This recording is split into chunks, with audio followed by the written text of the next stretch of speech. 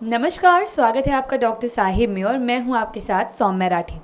इस वक्त मेरे साथ बैठे हैं डॉक्टर अजय कुमार, जिन्हें आप पहले भी कई बार डॉक्टर साहिब पर देख चुके हैं। डॉक्टर साहब पारस HMRI पटना के डायरेक्टर हैं, साथ ही साथ यूरोलॉजिकल सोसाइटी ऑफ इंडिया के पूर्व अध्यक्ष भी रह चुके हैं। इसके अलावा पाम व्यू हॉस्पिटल्स पटना में कंसल्टेंट यूरोलॉजिस्ट भी। डॉक्टर साहब से आज हम आपके भेजे हुए सवालों के जवाब ढूंढने वाले हैं। एक सवाल आया था कि क्या हाई ब्लड प्रेशर की वजह से और डायबिटीज़ की वजह से एरेक्टाइल डिसफंक्शन हो सकता है? क्या किसी पुरुष की जो सेक्सुअल ड्राइव होती है वो इन बीमारियों की वजह से इफेक्ट होती है या नहीं? सबसे पहले डॉक्टर साहब नमस्कार, बहुत बहुत स्वागत है आपका। डॉक्टर साहब, पहले की वीडियोस में आप हमें कई बार एरेक्टाइल डिसफंक्शन के बारे में विस्तार में समझा चुके हैं। ऐसे में लोग ये जानना चाहते हैं कि बीपी और शुगर की वजह से क्या किसी को एरेक्टाइल डिसफंक्शन हो सकता है या फिर जो उनकी सेक्सुअल ड्राइव होती है वो रिड्यूस हो सकती है? प्रश्न अच्छा है और बहुत लोग इस प्रश्न को पूछते हैं। जहाँ तक अलग अलग सवाल है तो हाइपरटेंशन इन इटसेल्फ यदि कंट्रोल है, दवा से कंट्रोल है, तो इरेक्टाइल डिसफंक्शन इससे उतना खास होता नहीं। अब साइकोलॉजिकली आदमी को साइकोलॉजिकल इरेक्टाइल डिसफंक्शन हो तो that is a different issue कि हमारा ब्लड प्रेशर बहुत ये है, और इसलिए सिर्फ हाइपरटेंशन की वजह से और उसकी दवा यदि आदमी खा रहा है तो इरेक्टाइल डिसफंक्शन होता नहीं है। हाँ, अनकंट्रोल्ड हाइपरटेंशन किसी आदमी को है, इतना ज़्यादा है कि वो ऐसे ही उसका मतलब किसी चीज़ में उसका मन नहीं लगेगा, हमेशा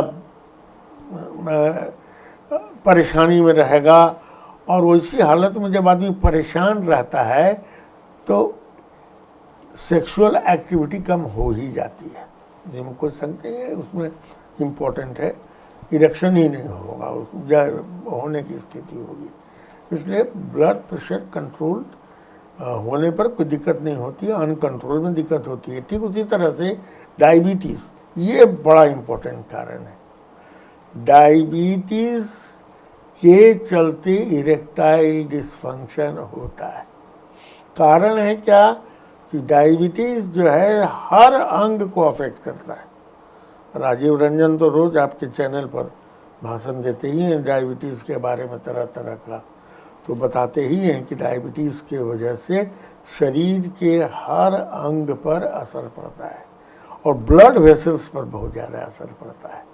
और सारा खेल तो ब्लड वेसल्स का है। ब्लड वेसल क्लॉग हो गए हैं या बहुत उसके अंदर इतना ये हो गया है, बीमारी हो गई है कि खुलता नहीं है ठीक से, तो ऐसी स्थिति में इरेक्शन होने में दिक्कत होती है। ब्लड का फ्लो जब इरेक्शन की प्रक्रिया शुरू होती है तो ब्लड फ्लो बहुत ज़्यादा पेनिस के अंदर बढ़ जाता है। तो ब्लड फ्लो यदि बढ़ना है तो आपको उसके लिए स्वस्थ ब्लड वेसल होना चाहिए, जो कि नहीं होता है, जिसके वजह से इरेक्टाइल डिसफंक्शन होता है। दूसरी प्रॉब्लम होती है, नर्व को इफेक्ट करता है ये डायबिटीज़, तो उसके चलते भी इरेक्टाइल डिसफंक्शन होता है। और डायबिटीज़ के वजह से जो जनरल जिसको कहते हैं मानसिक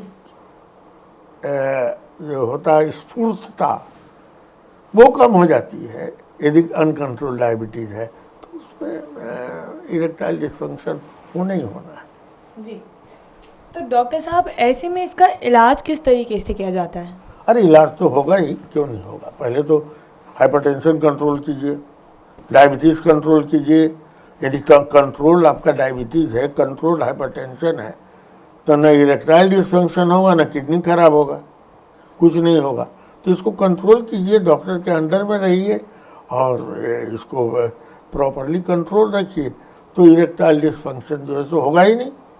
अच्छा, मान लिया इरेक्टाइल डिसफंक्शन हो जाता है तो अब छोड़ दीजिए कारण क्या है, डायबिटीज़ की वजह से है कि हाइपरटेंशन की वजह से है, ये कारण पर मत जाइए, और से कई कारण होते हैं। उसका इलाज मैंने, ये तो प्रिवेंशन मैंने बताया।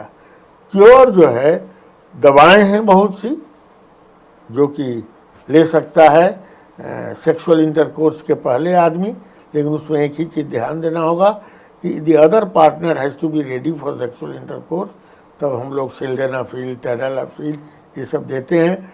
कुछ केसेस में हम लोग लोकल इंजेक्शन भी देते हैं पेनिस में, वेरी स्मॉल अमाउंट, जिसको कहते हैं पापावेरिन का इंजेक्शन, वो करते हैं। यदि ये भी फेल कर गया मान लिया, और जनरल इलाज तो करते ही रहते हैं उनके मरीज का, ये भी यदि फेल कर गया तो फिर अंत में जो है क्या उसको कहते हैं प्रोस्थेसिस देते हैं, पेनाइल प्रोस्थेसिस। वो भी 2 तरह का प्रोस्थेसिस होता है, अभी इतना लंबा जानने की ज़रूरत नहीं है, लेकिन वैसी स्थिति जब आती है तो हम लोग पेनाइल प्रोस्थेसिस लगाते हैं। जी, उम्मीद करती हूँ कि डॉक्टर साहब ने जो सारी बातें बताई हैं आपने उन्हें ठीक तरीके से सुना और समझा होगा। इसी के साथ बहुत जल्द मुलाकात होगी डॉक्टर साहब के अगले एपिसोड में। तब तक के लिए अगर वीडियो को फेसबुक पर देख रहे हैं तो पेज को लाइक करें, यूट्यूब पर देख रहे हैं तो चैनल को सब्सक्राइब करें। कमेंट सेक्शन में या मेल बॉक्स के माध्यम से आप हमें बता सकते हैं कि डॉक्टर साहिब से आपके क्या सवाल हैं। धन्यवाद।